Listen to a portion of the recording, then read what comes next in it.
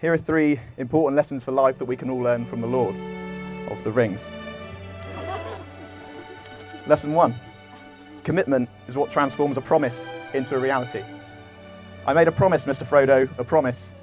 Don't you leave him, Samwise Gamgee, and I don't mean to.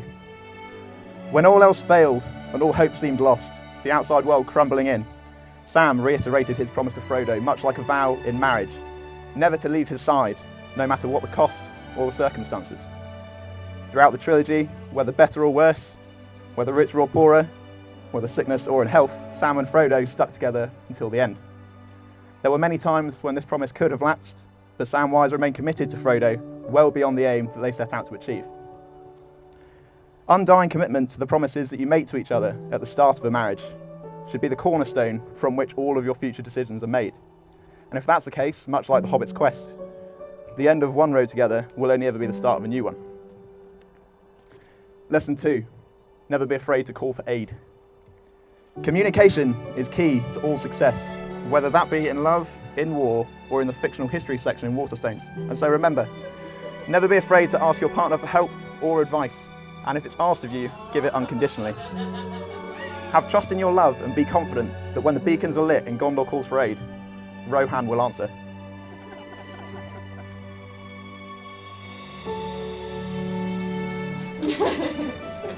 Lovely. Thank you. Apparently my daughter's in here somewhere.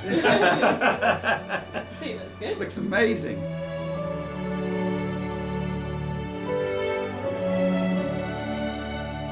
Now we're all here today to witness the joining in matrimony of Joseph and Emily, and to share with them in their happiness and their hopes for the future.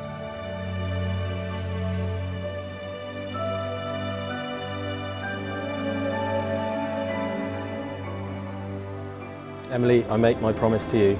In the presence of our family and friends. In the presence of our family and friends. To love, honour and respect you. To love, honour and respect you. During the good times and the bad. During the good times and the bad. And to support and cherish you. And to support and cherish you. Above all others. Above all others. For the rest of our lives together. For the rest of our lives together. Joseph, I make my promise to you. In the presence of our family and friends. In the presence of our family and friends. To love, honour and respect you. To love, honour and respect you. During the good times and the bad. During the good times and the bad. And to support and cherish you. And to support and cherish you. Above all others. Above all others. For the rest of our lives together. For the rest of our lives together.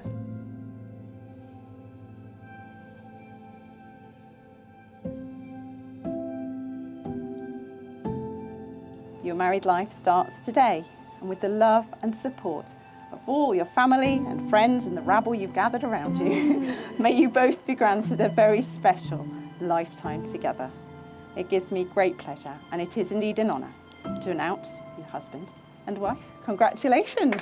You make me surprised.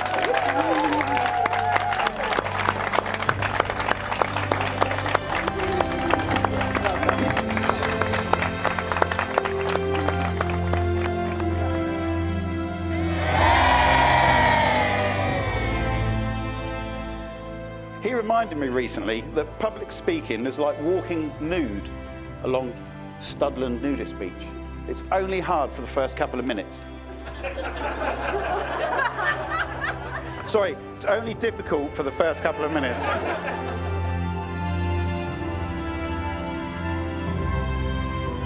So I will just say that Emily in her wedding dress looks just as a bride should look on their wedding day, and is a far cry from the football kits and tracksuits that at one time in her life, that was all she was interested in. And without unduly lavishing praise on Emily, I can only say that Emily, for me, is the perfect daughter, and I wouldn't change one thing about her, even if I had the ability to. Our family and friends, my wife and I, and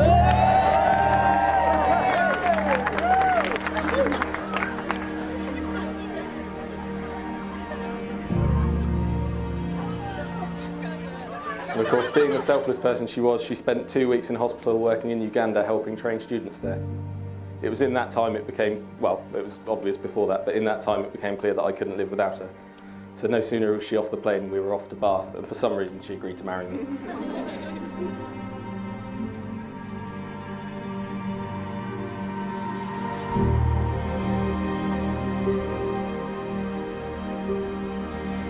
Those are just a few of the reasons why I love you, Emily. You make me a better person, and I'm so excited to see what the future holds with you by my side. So, ladies and gentlemen, please join me in raising a glass to my wonderful wife, Emily.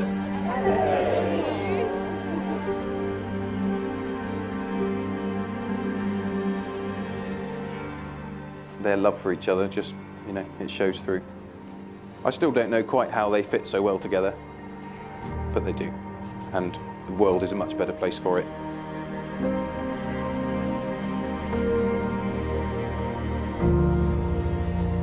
Lesson 3. The overarching theme for the entire Lord of the Rings trilogy is that no matter how high you may see the odds stacked against you, with someone you trust and love by your side, nothing is ever truly out of reach. And although I don't know what a marriage is like, I'm fairly confident that isn't a bad principle to believe in. And so in marriage, just like in Middle-earth, be ready to accept compromise. Be fully committed to your vows. Be ready to exceed all expectations. And remember, it's not all about the ring that you carry with you, it's about the experiences you share together along the way.